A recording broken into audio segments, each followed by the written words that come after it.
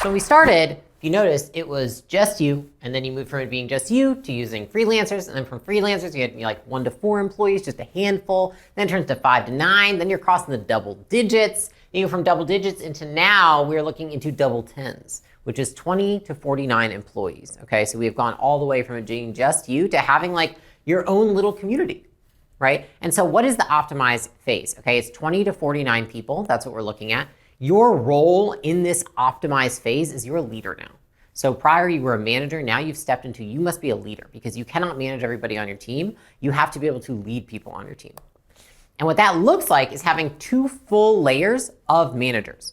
So before you had the managers that were managing individual contributors. Now you have managers that manage individual contributors. Now you're atop of all of those. The amount of businesses that get here, only 2.1 million. So it's really like looking at everything you see online and all the people that you hear about having all the success, 2.1 million businesses at all get here. So like if you are here and you're watching this and you're like in this phase right now, like congratulations, because that's freaking awesome. It's insane. And it's hard to do because in general, once you get to this phase, you cannot do everything yourself. Things become a lot harder because you have to work through people to do them. So that being said, we are going to dive into what does product look like at the optimized level. And also, if you're connecting from stage 5 to stage 6, when we're saying team like layers of managers, the title of the manager would be different. So like we were directors with managers and then individual contributors, and now we are the one leader above directors, manager, right? And so you'll notice that in the beginning, the first few phases, because I don't want to say it's made up, but to a degree, like researcher, starter, doer, trainer, like there really aren't terms for that because it's so small of a business. But basically from 2 stages ago until now, you're more or less the actual title, you're above the highest title in the business. So right now you have directors and you're leading them. And then next level, it's like, okay, well now we're gonna need leaders, right? So a little foreshadowing there. But now let's begin with product. So these are the goods, services, and results that you deliver. And so at level 6, 20 to 49 employees, the constraint is that you're improving 2 products. Remember, because we have 2 products now. Product improvements slow down, all right? Because you're like, oh shoot, you're balancing 2 plates, right? And so to graduate, you need to install an incremental product improvement process for both products.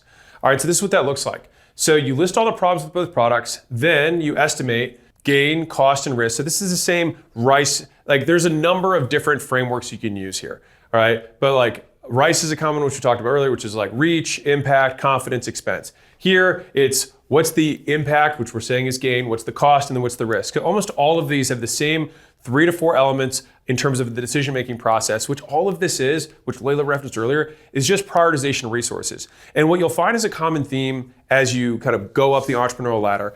You listen to Steve Jobs talk. You listen to Elon talk. And the best entrepreneurs, like at the highest levels, all they talk about is focus. Is focus and prioritization. And so if you see this as a repeated theme, it's just that resources expand, and so you need to recut, reprune, reprioritize. And then resources are gonna expand again. So this is more of a cycle than it is a box that checks. It's something that continues to repeat over and over again. And so at this point, you have your estimations. How much is it gonna make us? How much is it gonna cost us in time? How likely is it to occur? And you could add how many people will this affect? You can also combine that together, but fundamentally, will it affect a lot of people or a few people, and how much, right? And then we re-rank them by the highest impact, lowest cost. And then we prioritize fixing them one at a time. So I want to really, really nail this one. A lot of people don't like this concept of fixing things in sequence, right? They want to do, we have multiple people, like we have them all work on different things concurrently. But here's the thing. In my experience, this is like, it's so big, is that you have to be able to say, that's a fire. We really do need to fix our conversion rate. We really do need to fix sales. And yet we are not going to talk about it as a company because it's not the priority. Now, is it a problem? Yes. But is it the biggest problem? No. And so here's the cool thing, is that if you tell the whole team no one's going to work on any problem but this problem, guess how fast that problem gets solved? And so here's the thing. If let's say we wanted to solve all 4 problems at the same time concurrently because we have 4 teammates, I will guarantee you that if all 4 people work on one problem and they feel the urgency because they're like, that fire's still going, you're like, yep, we better solve this one quick then they solve that one. And then all of a sudden you're like, great, we tick and tied this one, it's done. We don't need to think about it. And now all 4 resources are dialed into the next one. And so if you think about it like a magnifying glass, it's like you have this sun and you're trying to burn a hole in the paper. Most businesses just stay too far away and they just warm the paper up. They never actually break through. You have to concentrate all that effort, and you would be amazed, and I'm telling you as an entrepreneur, you will get addicted to the rate of progress you will make if you actually say, no, we're gonna do this in order, even though we can hypothetically in our minds think we can do it at the same time. The urgency of the other fires will force you to the first one so much faster because no one's allowed to do anything else. And then by the very nature, their whole schedule is clear except for that problem. And you'd be amazed how fast problems get solved. And the last piece here is that if you have, from a prioritization perspective, sometimes you get lucky. And so if you have a contingency-based priority, which is like, well, we can't walk through the building until we open the door, right? And so if you have one of those, then it actually makes prioritization easy. Well, no matter what, we have to do this first. But a lot of times you don't have contingencies. You have a shared pool of resources and many problems that all need to get fixed.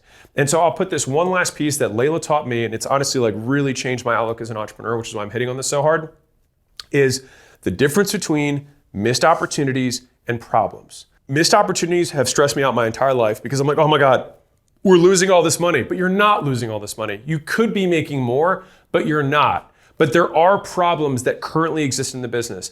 And the more I have focused all of my effort on solving problems, not pursuing opportunities, the more my existing opportunity expanded. Because the thing is if you do pursue those opportunities, instead of solving the problems, you actually scale both. You scale your problems and you scale the new problems that come with that new opportunity that you didn't know about. And now you have more problems and even fewer resources to deal with them.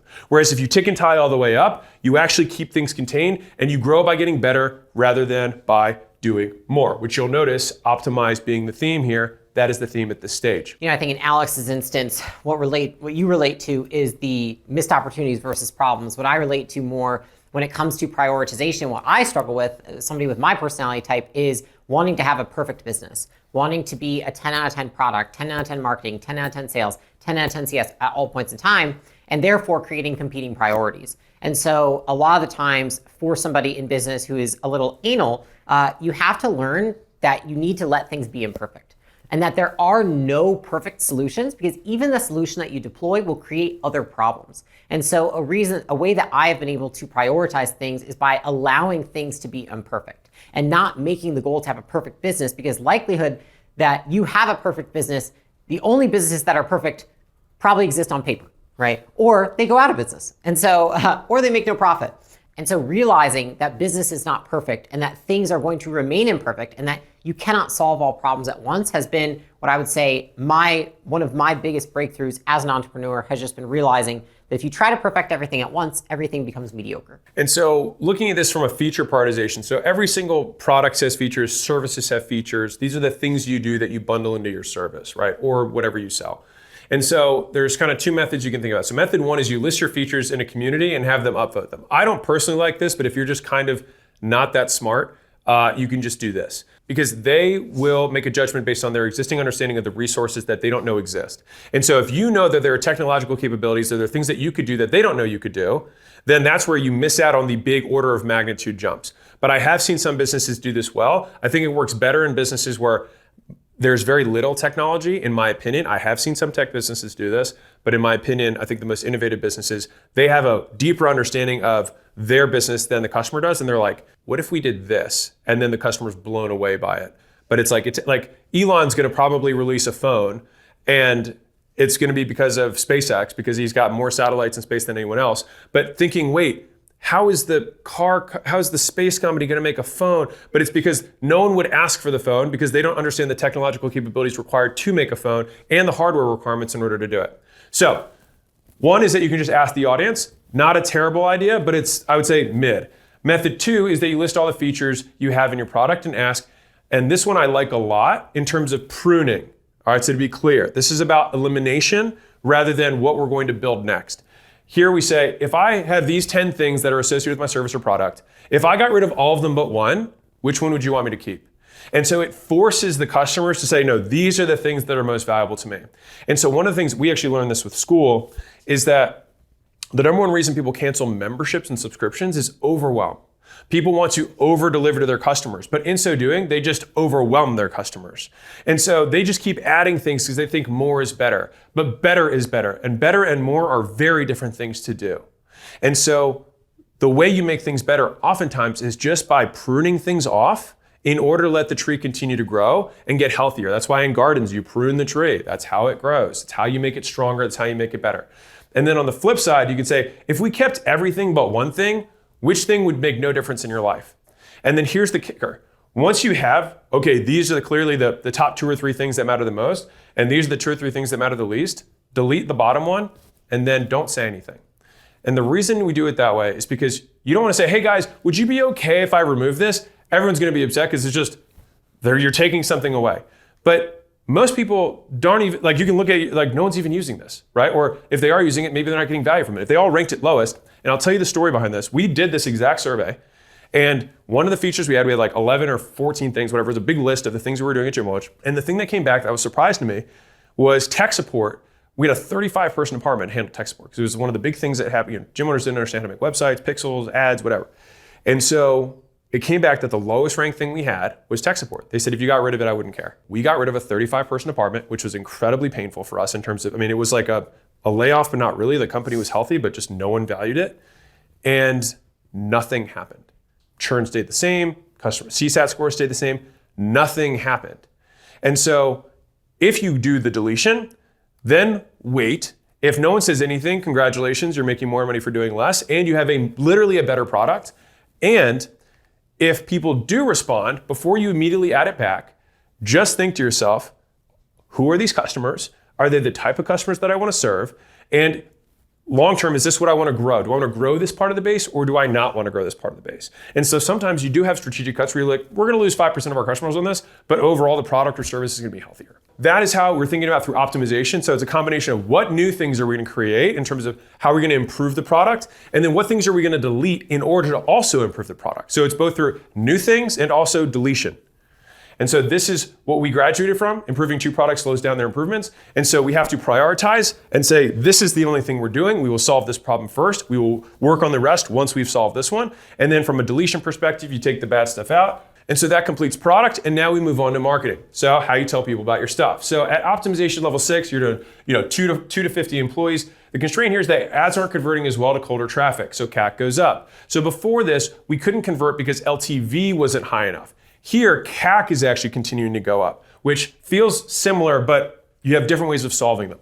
All right. And so to graduate at this level, we implement the ad assembly process to increase volume.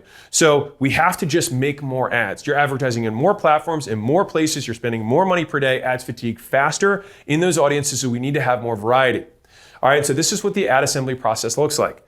And so the way that we do this is that we write out 50 hooks, 3 to 5 kind of meaty parts of the ad, and then 1 to 3 CTAs. And you'll notice the reason that this is so disproportionate is that if you quote David, or I'll quote David Ogilvy, he said, after you've written your headline, you've already spent 80 cents of your dollar, which means that only 20% of people are even going to get past the hook.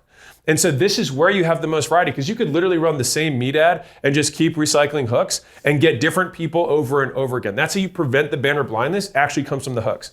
So the hook is by far the most important thing. If 80 cents of your dollar for advertising is getting spent there, then 80% of your time should be spent there. So this is how I think about hooks. So hooks are, I like looking at my past ad winners. So in the beginning, if you have never had an ad that worked, then you just make up 50. But at this point, you should already have ads that are working. So you look at your past ad winners, you say, cool, how do I just do more of that? Then you look at your content winners and say, oh, there's hooks from my content. I wonder if I can use that hook in my ads. One of my top performing school ads right now is actually the hook from a content piece that was, hey, when you're 85 years old, you're not going to wish you had fewer crazy stories. That's from a content piece that then became a top performing ad. The next is other people's ad winners. So if there's other ads that you see, I love taking hooks from completely disparate industries. So it's like, there's a hotel chain that uses this hook, but it could totally work for what we're doing. We just have a different need afterwards. So I love the, artist steal or whatever the saying is. I love stealing like an artist. All right. Other people's content winners, same concept, just on content. And then finally, I use this as my last kind of resort, which is I just research the ad library. So most platforms have ad libraries that are public. And so if you see an ad that's been running for a month, 2 months, then you know that that's probably a winner. And so you can look at different people in the industry, you can look at people outside of the industry. And I just like looking at top performing ads, period. Because personally, I don't like looking like I'm looking at other people's stuff. I also don't like being influenced in general. I kind of always want to just do my own thing. And so grabbing from, a TikToker, TikTok shop for lashes, and then I realized that I can use the first part of their hook with the second part of someone else's hook over here. That's where I think the magic really happens. But I still do the other 4 first because these are in order of risk. The likelihood that a past ad winner works again, super high. The likelihood that your past content winner works to the same audience, pretty high, right? And so we're just going in decrease order of likelihood for the hooks. So once we have the hooks written out, then we have basically different ways of stating the offer. More or less, that's what this is. And so you think about the 8 value drivers, which we had 4 for the value equation. They just have mirror images. And so you have your dream outcome, which is here's the good stuff, but you also can depict the nightmare situation. Like, you ever seen an ad where it's like black and white and they're like, it's like it's a nightmare in terms of the meat of the ad. Like, what's the situation that they're describing? Then you have risk or perceived likelihood. So how can we show the risk of not doing this or show the low risk of taking this, our option, right? Then you have speed. So it's like, okay, other ways are really slow and delayed, whereas our way is faster. And then how much work and effort and sacrifice you have to do it with other ways or by not doing our solution versus how easy and sacrifice-free it is for you to take our thing. So I like to look at both sides and think more good stuff, less bad stuff, and we push that all the way through. In terms of the themes of the ads, I either make ads that the meat is about the product or service, so it's just like talking about what we do. The other is talking about the people who have done it. So this is the testimonials. This is sometimes employees talking about the product. Educational is more talking about the explanation behind how it works. Narrative and emotional ads. So these ads are like, you think more like cinematics, if that makes sense. Like that's kind of like the essence of these ones. And then non-human ads. So these are like cartoons, memes. These are the types of ads that work really well here. And so all the way through here, and especially with this product or service one, you're thinking about it, how do I demonstrate the product? How can I demonstrate the service? So if I'm a marketing agency, one way I could demonstrate it is leads. But what do people really want? They want a full gym. And so some of the best ads that we had talking about our service for Gym Launch didn't talk about our service at all. We just showed a gym that was full. And we're like, that was us. And that worked better than saying, look at all the leads we got, people. Because that's what they really wanted. And so there's a famous marketer saying is that people want holes, not drills. They buy the drill to get the hole, but they fundamentally just want a hole in the wall that meets a certain requirement. And so we want to talk about the hole, not the drill. All right, and so then finally you have the CTAs. So once you have their attention and then you deliver the value and explain to them why they value drivers, right? And we make it about one of those 5 themes. Then we go to CTAs, which is we tell them what and how to do it, when to do it, what they get for doing it, what happens next, which is optimal, and then demonstrates what it looks like and what happens. At the end of almost every ad I make, I have what the next page in the funnel looks like and showing them click on the button that creates the form that submits. And I like to show them because that way it's congruent. So they see that and then they go to the page and it's exactly what they expected. And so it's congruent. That little thing can give you a significant boost across all ads. And so at this point, now you've got a machine. You're assembling ads at this point. You're not making ads, you're assembling them. You're putting the pieces together because what happens is when you have 50 hooks and 3 to 5 pieces of meat and 1 to 3 CTAs, you have 150 to 750 ad variations you make per week. And anyone can do 50 hooks, 3 to 5 pieces once a week.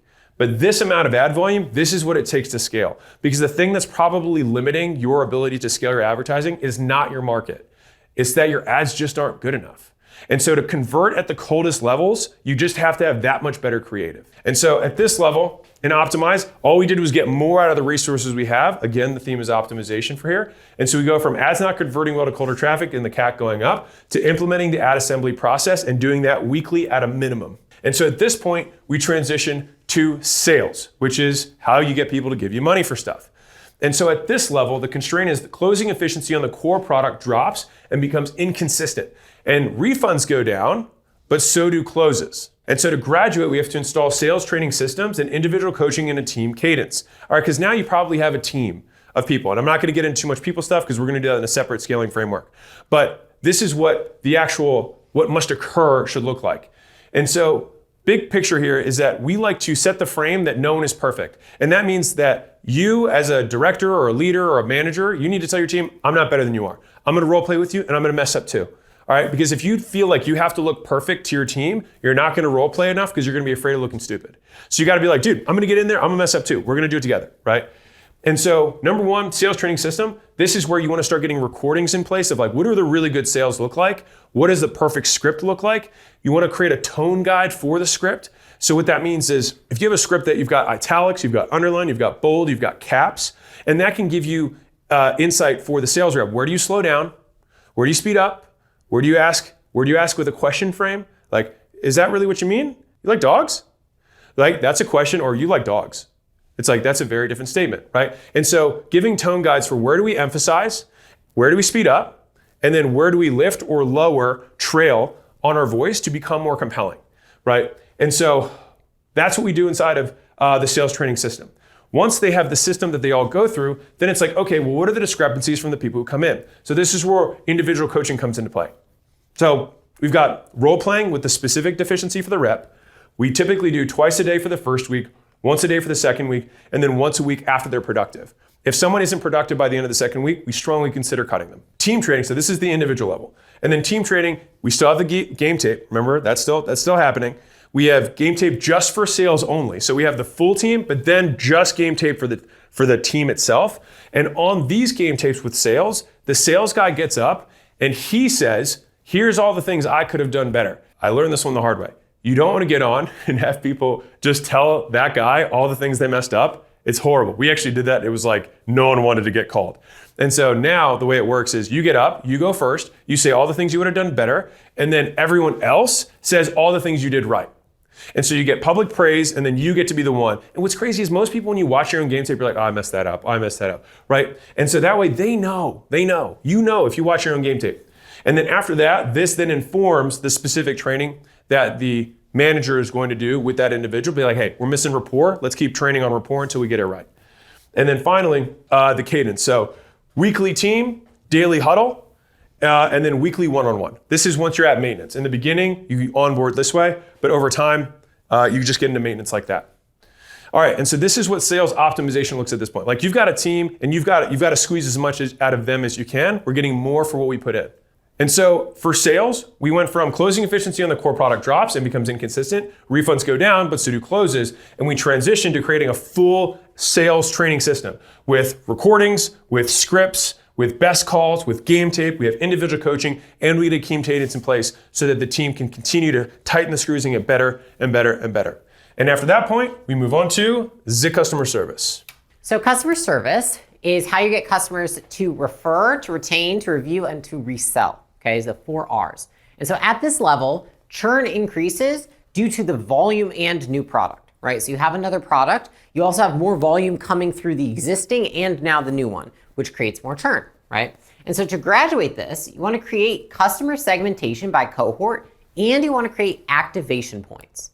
So the first thing that we want to do is segment our customers. So an easy way that you can segment people is by when they sign up or the product that they purchase. Okay, so I'll give you some examples. So when I talk about by customer count, right, it's looking at the time at which somebody signed up. So if you're looking at, okay, somebody signed up in July, in August, in September, in October, in November. Here's why that's important, is because most of the time when something goes wrong, when churn occurs, we can figure out what did we change or what did we stop or start doing at the time that churn increased. And so what I look for is I want to segment customers by when they've signed up to understand what changed or didn't change or stopped or started at that time. So that's one of the first things. A lot of times people say, oh my gosh, we've got to fix all this stuff because of customer churn. It's like, let's find out what we stopped doing or what we started doing at the time when those customers came in. So an example might be, we might have added the second product, and maybe what happened was the CS team just wasn't on their game because they weren't fully trained on the second product, and that happened to happen in July, right? The other thing that could happen is we could say, oh, you know what? Interesting. The people that we signed up for gym launch in January had higher churn than people who signed up in October. Maybe that's because in January, everyone's all excited and they think, oh, I've got to sign up for this stuff. But the people in October were actually just really committed to losing weight. They didn't need it to be the new year to sign up. And so when you segment customers, you're going to learn more about why they will have churned based on when they signed up. And you want to be able to put this is actually from one of our portfolio companies. You want to be able to see, okay, this is month 1, month 2, month 3, month 4, month 5. So obviously month 1, these guys signed up this month, so we can't get to month 2 yet. This one only has 2 months. This one has 3 months. This one has 4 months. And so we can see, oh, you know what? We have a massive drop off between month 4 and month 5. Okay, what occurs or what doesn't occur here that should occur? And is there something that we can do to get people over this hump? And so whenever you have these points of churn that you can, once you have the data, it becomes much easier to identify these things. Is there something that we can implement 1 to 2 months prior to churn as an incentive to stick? Because if we know that churn happens at month 6, you don't want to give it at month 6. You want to give it at month 5 or month 4 because that's the average. It means that some people are leaving here, right? And so we want to push people through that hump. So think about it like this, right? You look at when churn occurs. So the month at which it occurs, when they are engaged with your product or service. And then you also look at when they signed up for your product or service and what has occurred at each point in those times. Because when they signed up can set up if they succeed or if they fail at that point of churn. And then at the point of churn can tell you if there's something that happens in the 4 to 8 weeks prior that led up to that point. And so those are the data points that you want to look at when you're looking at customers. And oftentimes people make the decision to leave 1 or 2 months beforehand anyways. And so you want to be a little earlier on it. The other thing that you can do is you can do this by product. So you can essentially see, okay, let's take these customers. Let's also segment them by product to see, okay, what if we find out that our customers in our level 1 product always churn, like the highest point of churn is at month 4 versus our second level product, it's actually at month 10, right? And so what you'll see is that when you look at churn without segmenting by product, you're going to solve the wrong problems for the wrong people for the wrong product. And so you want to make sure that you're always segmenting it by product, by understanding even when they signed up. And then sometimes you even want to look at segmenting churn by rep or by CS rep. So what I mean by rep is you can segment churn by sales rep to figure out, is this churn coming from improper expectations that were set? And you can also segment it by who is their assigned CSM. So if your business is one where they have an assigned rep, an account manager, an account executive, you can also segment churn by that. And so the bottom line is that the more specific you can get to the data of the customers, the more likely you are to solve the actual issue that someone's churning. And you don't want to change the entire product or service if it's 1 sales rep, 1 CS rep, or 1 bad month that somebody had, or 1 poor month of onboarding. So you want to get as specific as possible so you don't make a holistic change for a one-time event. The next thing you want to do is you want to figure out activation, and you want to map out activation for your customers. So a lot of people, when they think about churn, they think about, okay, how do I stop people from leaving? Okay, so then that means that I need to fix, let's make it harder to cancel. Yes, let's hide the button, right? Worst thing that you could possibly do is make it hard to cancel. That's not how you solve churn. Now, that is what a lot of people do. I promise you that will just leave bad reviews for you because people hate when they can't cancel. They hate when it feels like this big amorphous thing. You don't know who to email. You don't know if they're going to email you back. You've got to make a phone call and leave a voicemail and then give your first baby to them. Like, nobody likes that. And so instead, what you want to do is you want to focus on being proactive so that you just prevent churn from happening in the first place. The biggest correlator to reducing churn is activation. Okay, activation is getting someone to engage with your product or service, meaning they actually freaking use it. Okay, and so we call this the 5 M's of activation. Okay, step 1 is you want to map the journey. Okay, so you want to outline the key milestones all the way from onboarding to ongoing delivery to understand the customer behavior. Okay, so what that looks like, if you Google customer journey, you will see it's all of the key milestones. It's the actions that the customer has to take and that your team has to take for the customer to realize value and to go through the entire process of all products. Okay, so it's all the steps the customer does and all the steps you do. So you might call the customer after the sale, onboard the customer on a call, send them an email, send them another email, give them a free guide, get them on a coaching call. While the customer might start measuring their metrics, start running ads, learn how to record ads, and so there's 2 journeys happening at the same time. And so both of those combined are a customer journey, right? And so oftentimes when you're mapping this out, I like to color code them. It might be that the actions the customer take are in blue, the actions that I take are in yellow. That's the first thing, map out the journey. The second thing you're gonna do is measure patterns. So what you wanna do is analyze, notice the theme here that is throughout all these videos, your best customers to find out which behaviors correlate with the highest retention and engagement. Okay, so who stays the longest and uses the product the most? what do they do differently than other people? Right? It's a really interesting question. Ask yourself. So an easy way that you can measure these patterns is by interviewing your best customers about what they do through the customer journey. So you would walk them through the customer journey and ask them if there's anything that they don't do or do that are not on that customer journey. That are not on that customer journey. Okay. And so once you've mapped that out, what you'll notice is that a lot of the times you will find that your best customers do some things differently. This is something we figured out in Gym Launch, is that we would pull in our best customers to do a focus group. And then we would find that the best customers often did a few things differently than the entire rest of our customer base. And then once we found those things out, we could implement those into the customer journey, which looks like this. Step 3, we make a hypothesis, right? So we identify the key actions or milestones that could represent the activation point based on those patterns of our best customers, right? So once we figured out what they do differently, we then make a hypothesis. Okay, it seems like 8 out of 10 of our best customers do these 2 things that the other customers don't do. So those 2 things might actually be our real activation point. Maybe what it is, right, is that our best customers actually all bring their operator onto a sales call. So in Gym Launch, what we found is that if somebody brought their operator from their facility onto the sales call and the onboarding call, the likelihood of retaining and staying longer was almost double. And so it could be something just as simple as that is a activation point. They bring in their partner to engage in the product. Step 4 is you're going to monitor results. So you're going to run tests to validate if these milestones actually drive engagement, conversion, and retention. So what does that mean? It means, hey guys, you let your team know, we're going to try adding in these 2 things as requirements. We're going to require that everybody bring their operator onto these 3 calls. Okay, and we're going to see if it affects churn in the next 90 days. So maybe if you're seeing that people churn at week 6, so you're going to say, great, we're going to try this, and it's going to take us 3 or 4 months to see if this affects churn, but we're only going to try these 2 things. And here's the key here, is if you change more than 1 or 2 things, I would even say more than 1, you aren't going to know what affects churn and what actually activates a customer. And so the key is to test 1 thing at a time. And I know it's annoying because it takes time to pan out, but I promise you, what's worse than not knowing how you fail is actually not knowing what creates success. And so the only way to know what creates success in your business is to test 1 thing at a time. So after you've done that, you modify your onboarding and offer, right? So once you've gone through this process, you're like, okay, this drives success. I have to bring the operator on the call. You're then going to optimize your customer journey to hit the real activation point, and you're going to integrate this into your offer guarantee to include the activation point if that's possible. So here's an example of what that might look like.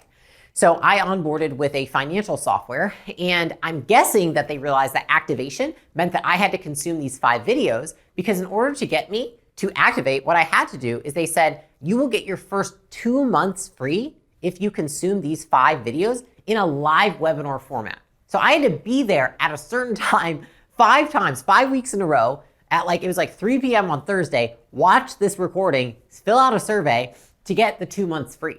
But I am very certain that they know that that activates a customer, because guess how long I used that software for? About 4 years, right? And why did I use it for 4 years? Because in each of those webinars that I consumed, I learned so much about how to use the software I would have never known if I had not consumed.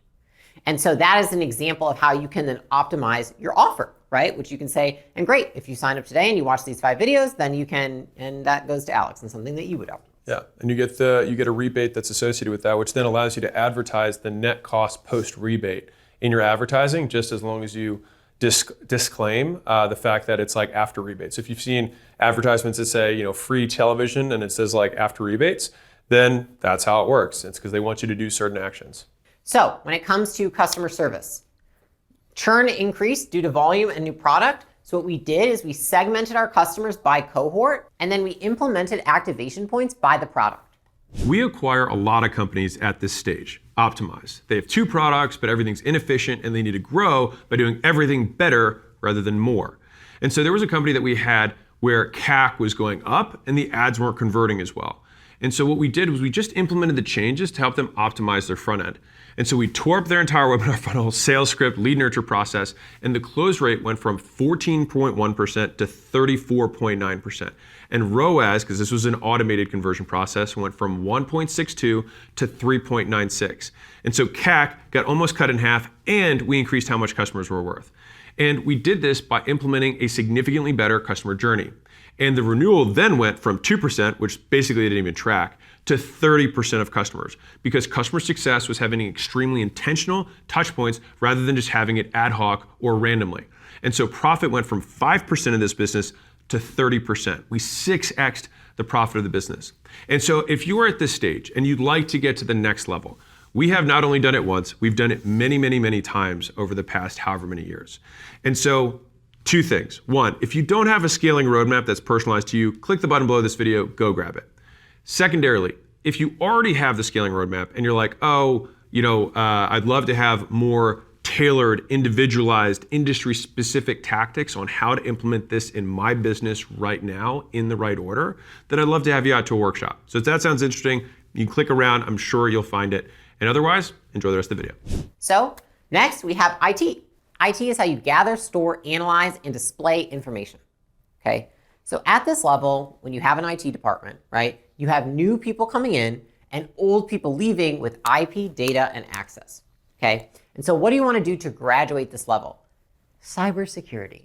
I know, it's so sexy and everyone loves talking about all these things.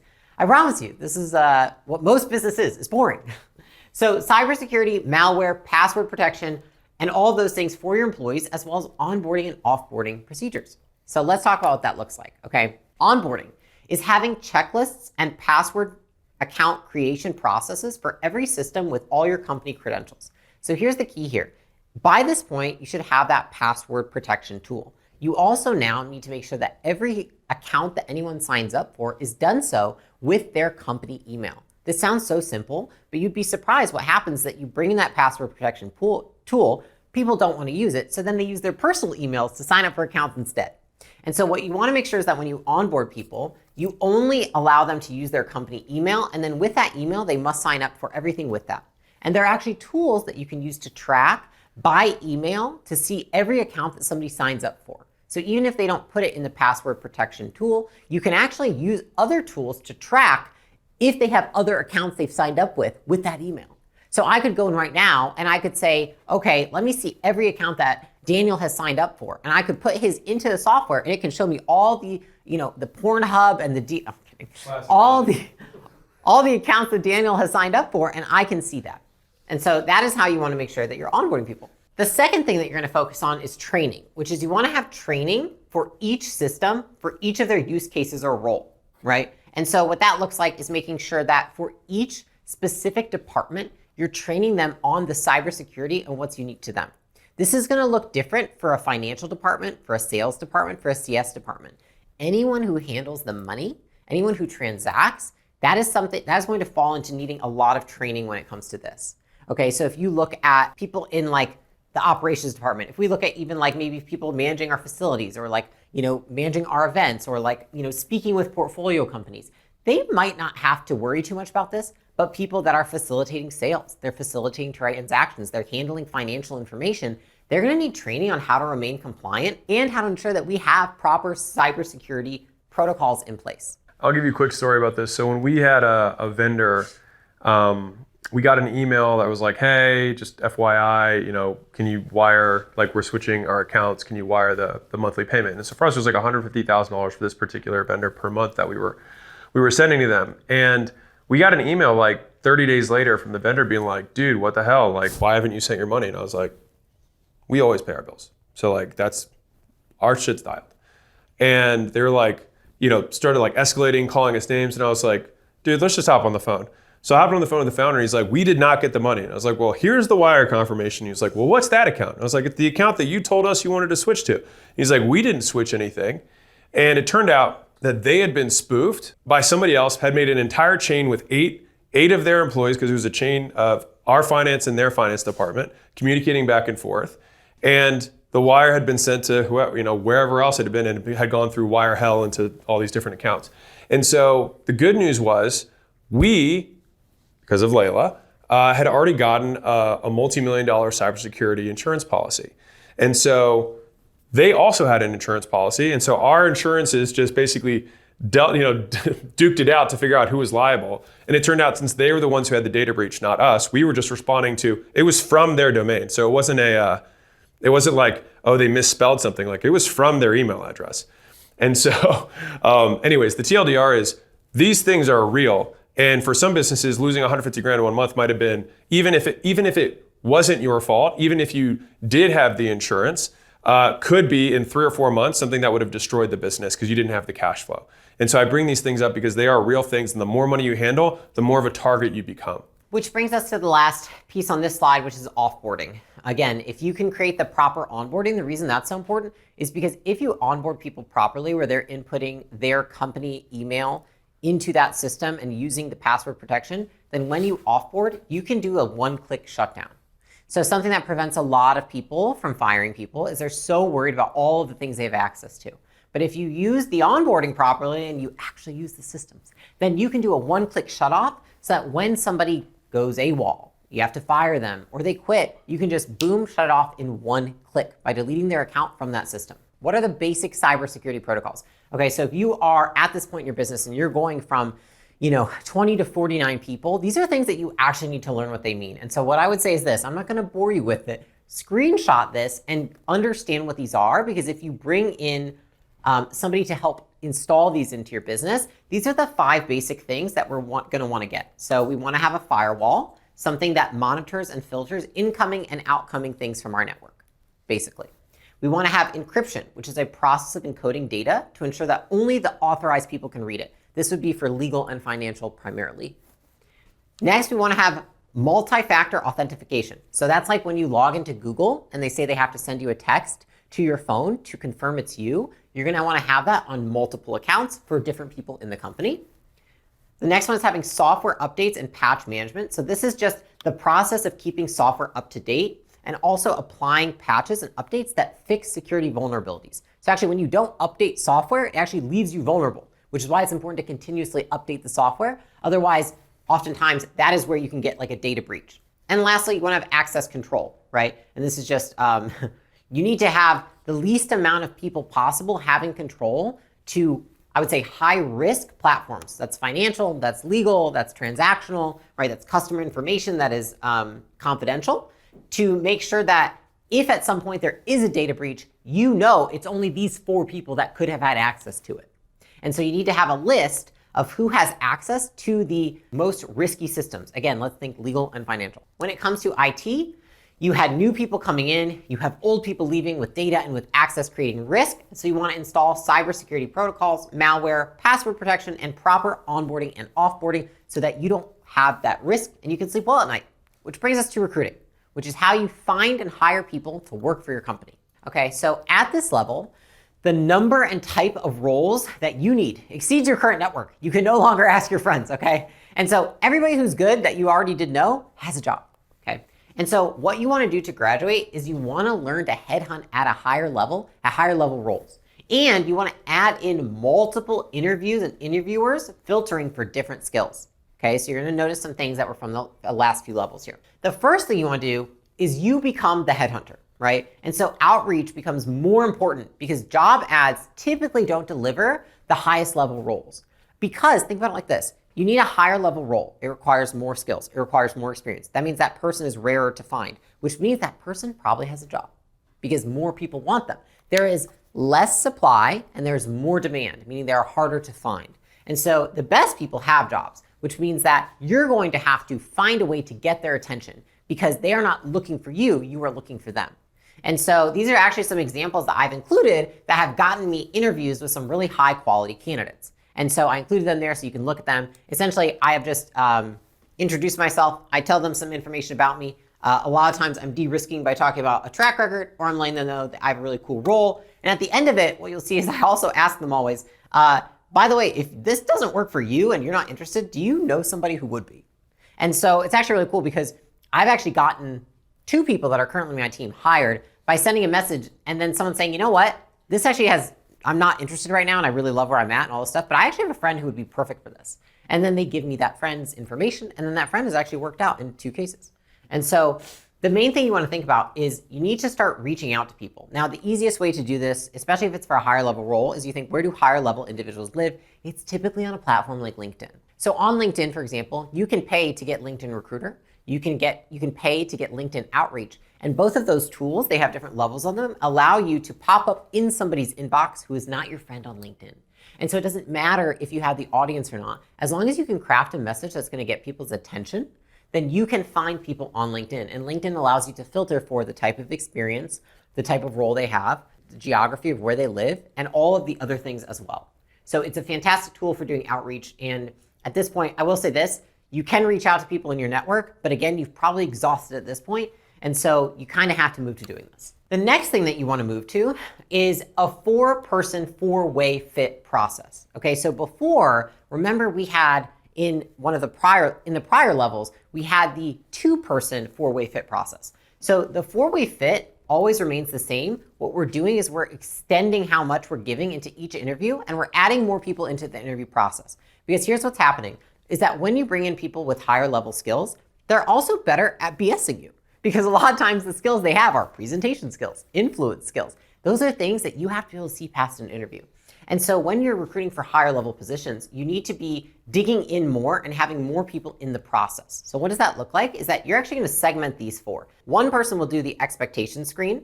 One person does an interview for culture. One person does an interview for skill fit. And one person does an interview for potential fit. So I'll give you an example. Oftentimes a recruiter does the screening for expectations. The founder or CEO will do the potential fit. And then you have 2 other leaders that will conduct the culture and the skill fit. That is how you can mitigate more risk when it comes to bringing the right people into the business. Because what happens as your business gets bigger is you actually also want to get the perspective of other people of that person. Because at this point you have 50 people, you have anywhere between 20 and 50 people on the team. You have other people who know what culture looks like and what culture on the team looks like. You have other people who are going to be working with this person, who are incentivized to make sure that they have the skills, because if they don't have the skills, then this person's job is going to be harder. And so you have other people that you want to insert into the process who are incentivized to get a good person. And then lastly, I would say at this point, you still want to be conducting what I call a potential fit. A potential fit is making sure that this person's career goals align with your goals for the role. After you've gone through this process, you can go into selecting, okay? Selecting is picking the right person, okay? And so that's what's the rate, aka the compensation that you're going to offer to them? What's the offer as a total package? And then how do you check their references? And here's the thing I will say to all of this. This piece, at this point in your business, you don't have more than 50 people. You should be involved in all management selection. You should be doing the final interview. And I heavily advise that you do. And I really heavily suggest that you approve all of these things too. Because think about it like this. At this point, you are making an offer. It is a more complex compensation package. There's going to be, and we'll talk about this in the coming ones, but there's going to be more things that you want to play with, and it's going to have to be more custom based on the person's experience and skill. And so because you reached out to that person, and because a lot of the times they have a little bit more leverage than you have to be very prudent in terms of how you present or how you select and what you present to that person. And then how you check for references. Again, as a role becomes more prominent in the company, the more prominent reference checking becomes. And so I might have only asked for 1 or 2 references for an individual contributor, but when I'm hiring for somebody for a manager or a director level, right? Because at this point I'm a leader, I've got directors, I've got managers, I might ask for 4 to 5 references, and I might spend 30 to 45 minutes talking to each. I want to ask the same questions to each of the references because I want to make sure that I have the right data to compare it with. But I will spend a lot of time talking to those people because I want to not just ask 1 question, but then ask 2 follow-up questions to every answer they give me. If it's like, hey, would you rehire this person if given the chance? And they say yes. I say, okay, why? And they give me a reason. I say, okay, can you tell me why that's true? Right? So you always want to be digging, not 1 follow-up question, but 2. And so again, what you notice the theme here is that we're going to go deeper into each one of these ways of understanding if someone's a fit. We're also going to mitigate risk by making sure a different person handles each one of these things. And then we're going to get really specific with our selection process, and we're going to be involved in it because we want to make sure that the offer that we present to that person is custom to them. I want to piggyback two things on this. Number one is that this applies to the higher level roles. So it's not like the two-step that we had before is now you're like, oh yeah, now all of our individual contributors are going through a four-way fit. No, if you're getting frontline individual, like say it's editors or it's customer service or it's sales, right? You don't need to do all of this because it doesn't make sense.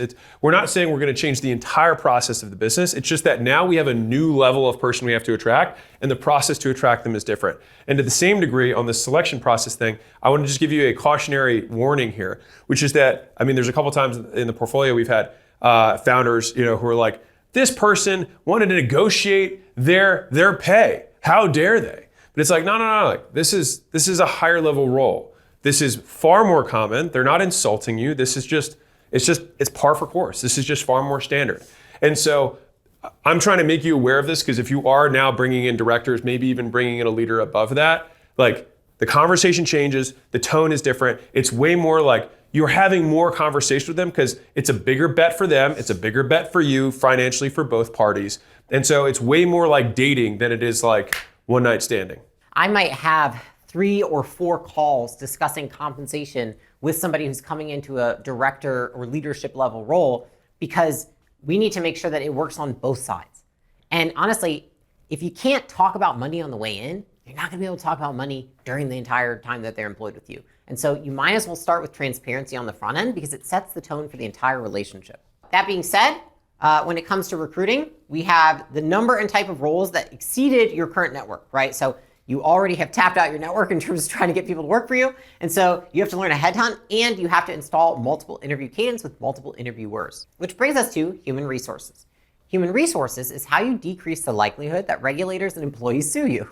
Okay, so what does that look like? At this level, the constraint is that you cannot get higher level talent because they expect full compensation packages, benefits, retirement, etc. Okay, and so to graduate, you need to set up benefits, retirement, and advanced compensation plans. So this kind of goes with what we just talked about in recruiting, which is the reason it takes longer is because these are things that you're going to have included now. And so what does that look like when it comes to selecting benefits? I just want to give you guys a quick 5 points that will help you select the right benefits because I know this sounds incredibly boring. I actually think it's boring as well. It's also very important because though you may not give a crap about benefits, because I know I don't think you ever have. I think we don't even use our insurance, right?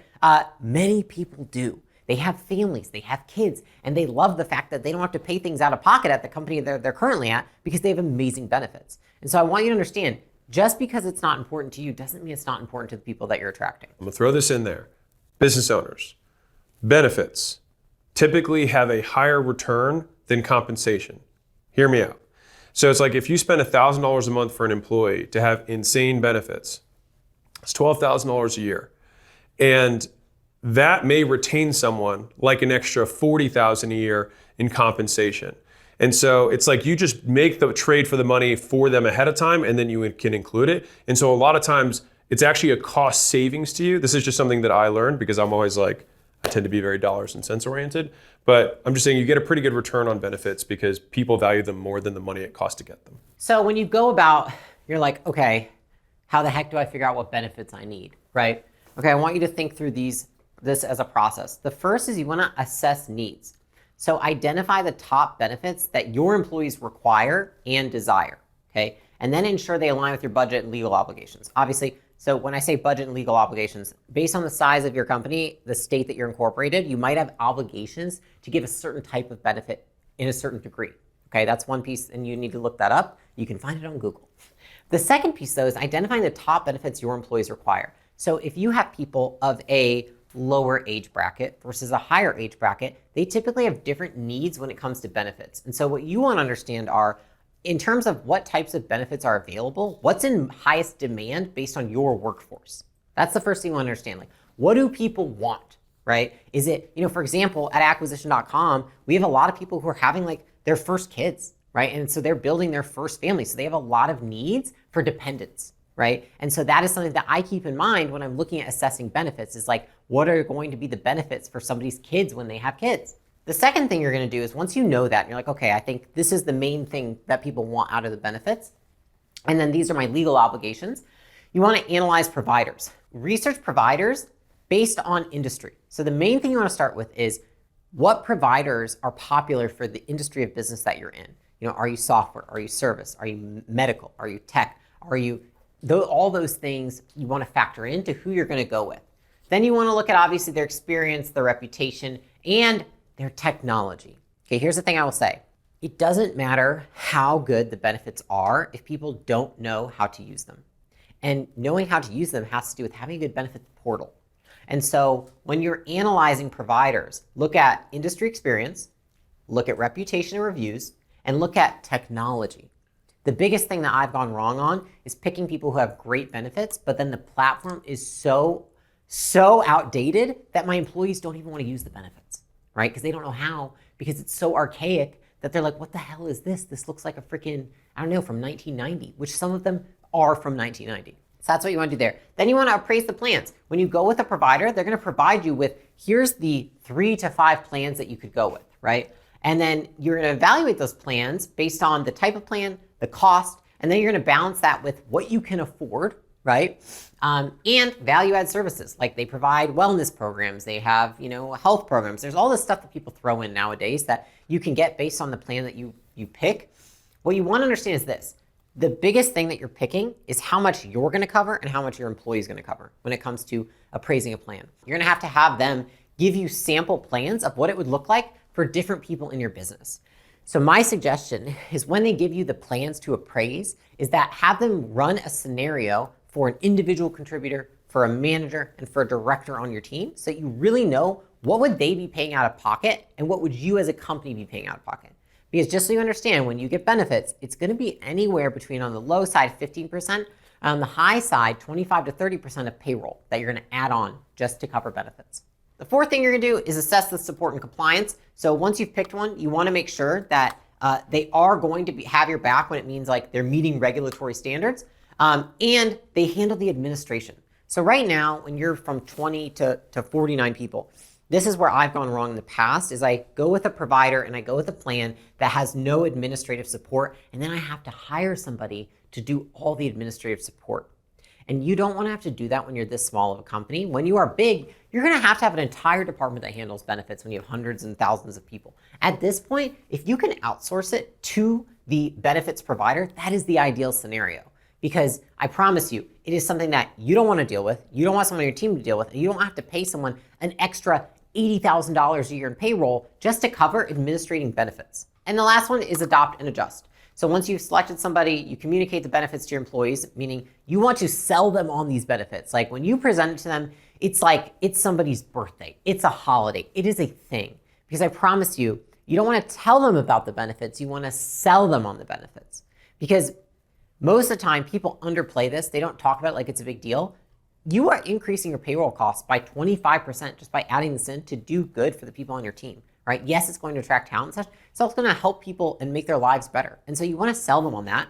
And you want to make sure that you are constantly collecting feedback, I would say on a quarterly basis, about your benefits so that you can figure that out when renewal comes. Because essentially each year you get to determine if you want to stick with the provider, stick with the plan, stick with the amount of support that's provided. And so the only way that you can do that in a way that is beneficial for the company is to continue asking for feedback. And you want those rates to be reappraised on an annual basis because, for example, I'll give you a real story. So one of our companies, smallish company, so like in this range, because of non-disclosure and HIPAA rules, the healthcare provider can't tell us as the employer who on your team is using the benefits and to what degree.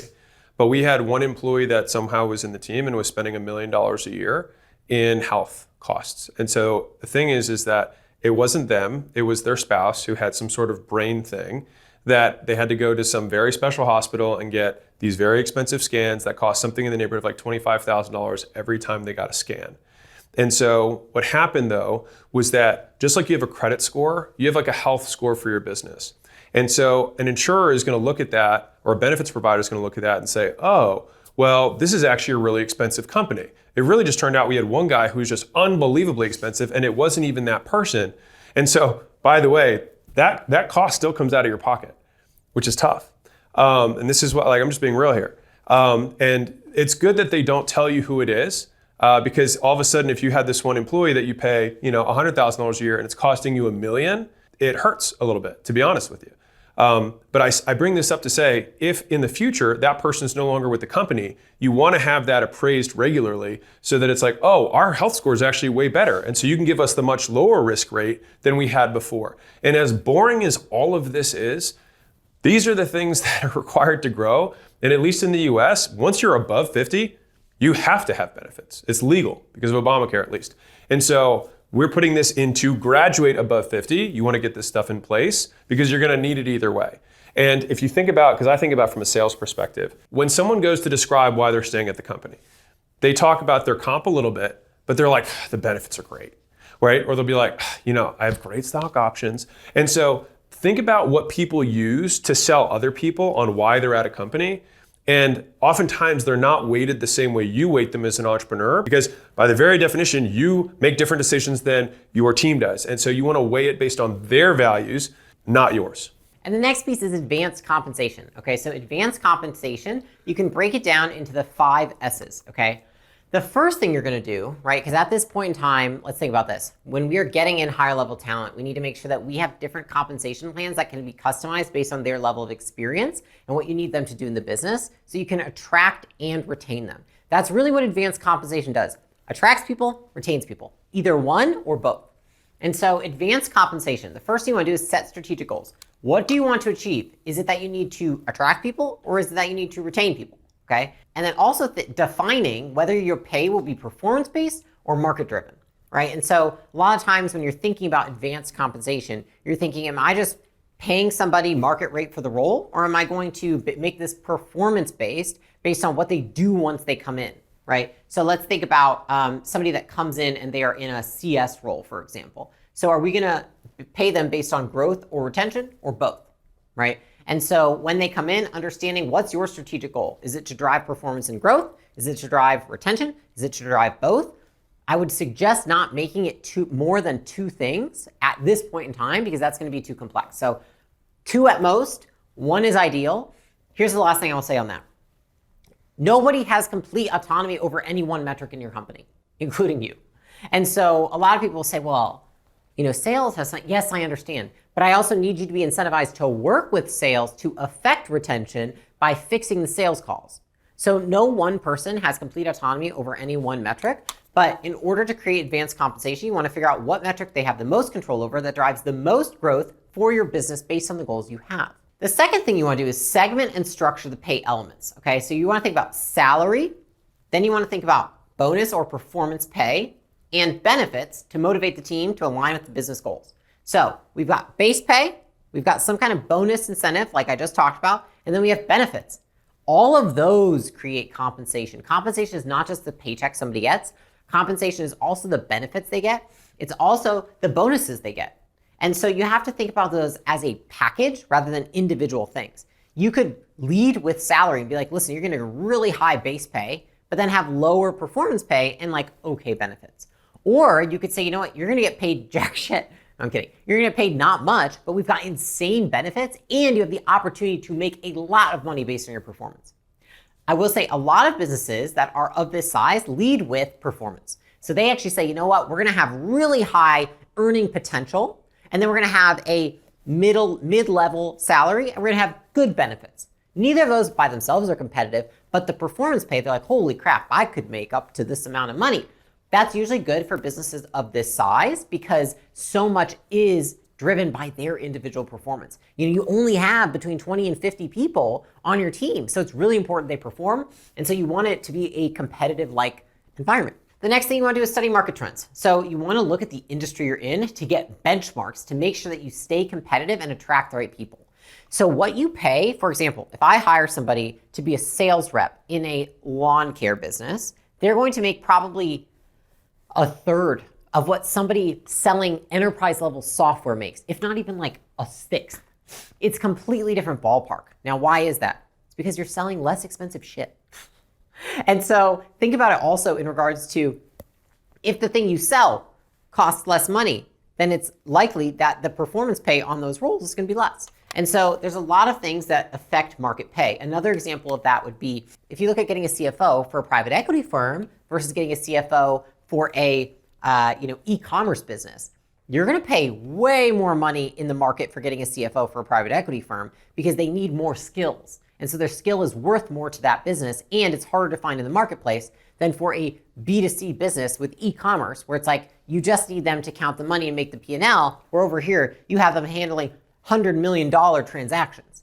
Okay, so which skill is more valuable? It's going to be valued different based on the industry of the business. Then the next thing you're going to do is just set performance metrics. Define clear goals and incentives that tie to their performance plans, right? And so you can do this with benefits, but I would suggest at this point, you only are tying bonus pay and increases in salary to their performance plan. So what does that look like? It looks like being able to tie their career growth with their pay growth.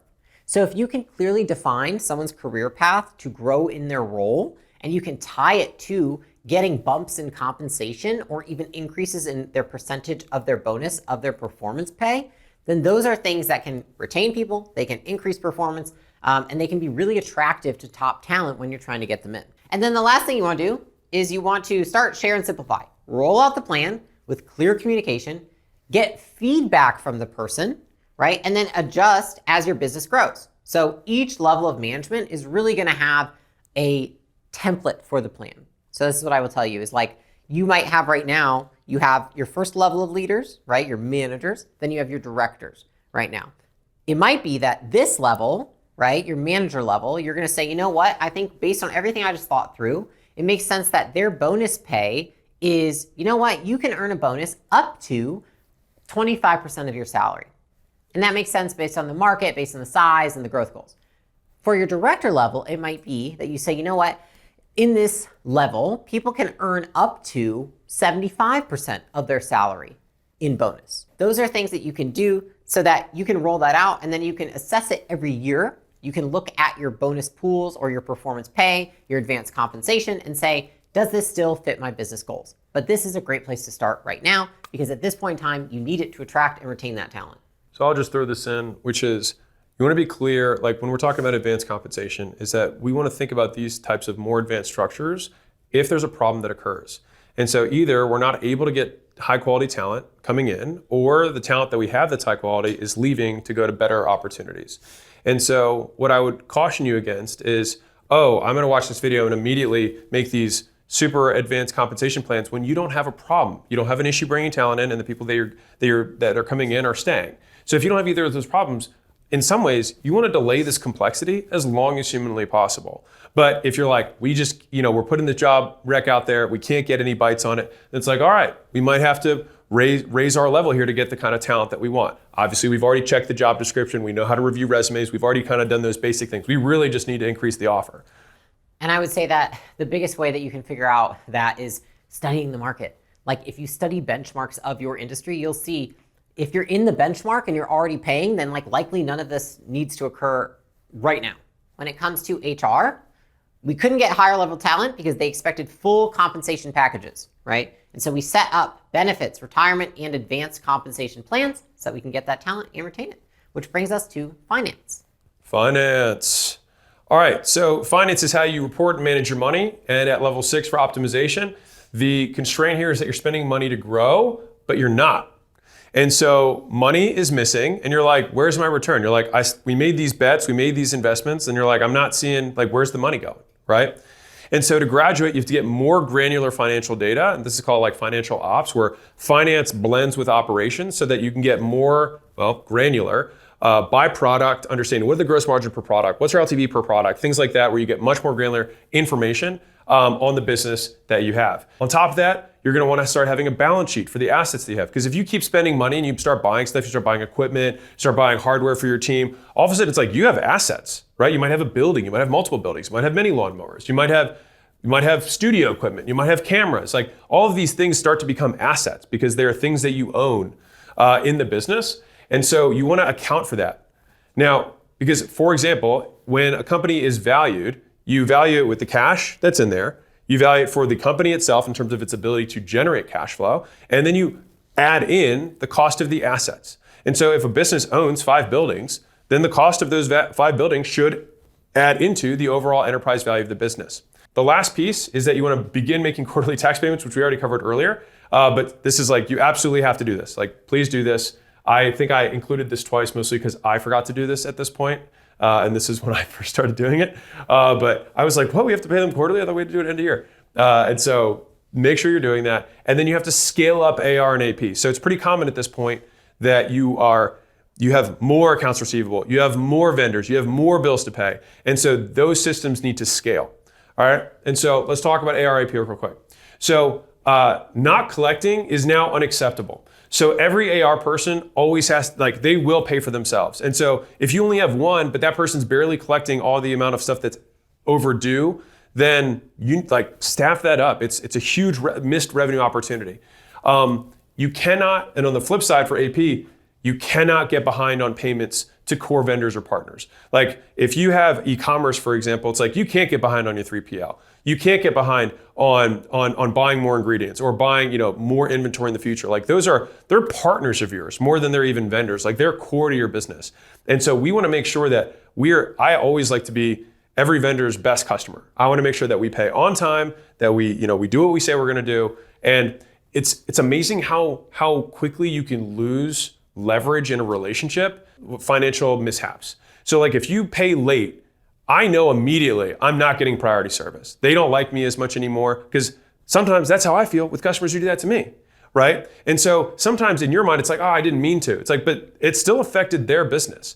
And so by all means, make sure that you staff those roles up because they are super important also to your reputation. And one thing I just want to note is that when it comes to scaling up the AR, this doesn't need to be finance. So it can be that AR is a function of customer service. The only thing I'll say is this, which is like AR sits kind of between finance and customer service.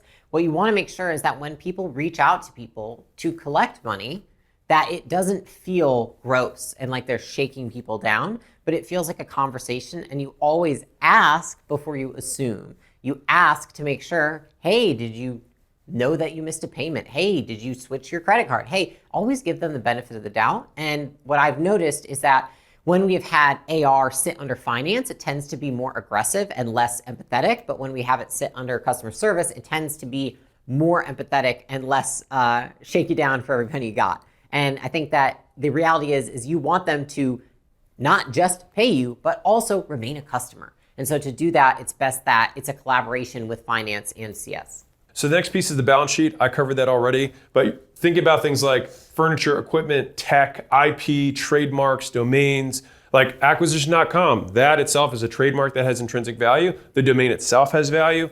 Like there are probably some things in your business that actually do have real value that can trade on the marketplace. You want those things to be assets on the balance sheet. In terms of more granular financial data, this is probably the biggest one in terms of operational for the business, in terms of like what will actually make us more money. And so having a financial dashboard, I remember when we got a controller in and I had my first financial dashboard that I got to see finances across all department, meaning, okay, how much does it cost us per month for customer service? Well, how much does customer service affect churn? Or how much does customer service, has it reduced refunds? How much has it added to our collections ability? Okay, so each of these, remember I said in the beginning, the problem is that you're spending money and you're like, where's my return? When you have it more granular, you can see, oh, this department, it cost me this much money, and this is the return of this department. This department, it cost me this much money, and it brings me this return. The higher up you go, the more you begin to be an allocator of resources. You're an investor. You start to shift where you're prioritizing money, time, energy, humans in the business so you can get the best returns. And you can't do that without data. And so this is why you need to have a more operational finance person who understands how the money trickles down and comes back to the business. And if you don't have an operational CFO, they won't be able to make the tie. Like you should know this as an entrepreneur, and if you don't, like I would challenge you, can you clearly define how every department makes the business money? If you can't define it, they certainly won't be able to. But you want to make that connection so you can see what the true ROI is for the investment in the business. And so some of the things that I like to, when I remember when we got our first financial dashboard was like gross profit by product line. I was like, oh, okay, because sometimes gross profit is cross-departmental. Like we have some CS that's associated with it. We have some experience. We have some tech that's associated with that. And we want to see a blended idea of what's the gross profit on that product line. And then all of a sudden you get some amazing insights. You're like, oh my God, we really print money on this. And then your controller will be like, oh yeah, this is super profitable. Let's sell more of this. You're like, no shit. And so then all of a sudden you reinvest more, you allocate more resources there. And same thing here. This is gross profit, but then we have our LTV to CAC by product line. It's like, oh, this product line, not only does it make us more money, it also costs us not a lot of money to get these customers. And so again, this is just think more granular, top down, by traffic source, by product line, by customer set. And this just gives you a much better idea to make good investments in the business. Really the theme here is you're moving from making decisions by intuition to making decisions by information. And that's the biggest shift that you're noticing is there's a theme across these departments. No more intuition. It's too big for you to make all those calls by gut. You've got to move into having the data. Taxes, this is just a reminder to save up. So like if you know they're due quarterly, don't spend the money. Like save up and then be able to pay your taxes. Just believe me, sleep well at night. And then finally, I added this in because I thought, I was like, where does this really fit? But I told you the cybersecurity story. I would consider cybersecurity insurance. Like it is worth, like especially in this day and age, the AI stuff and the spoofing, it's getting so advanced. It's one of the most expensive types of insurance because it's so prevalent. And one of these big losses could put your business under. And so I would strongly recommend doing that. And also having an interruption of business insurance as well, which I didn't include there. But if you have some material thing that majorly affects your business, one of your vendors goes out of business, that would majorly affect your business. And so basically that insurance will cover all of your overhead during the time period it takes for you to find somebody else to replace that. So that could be like the insurance company covering 6 months of fixed costs in your business until you can get spun back up again. And so it's one of those things like I like to think, what are the things that will kill my business? And what little percent can I pay today to just make sure that I completely don't have to worry about those things?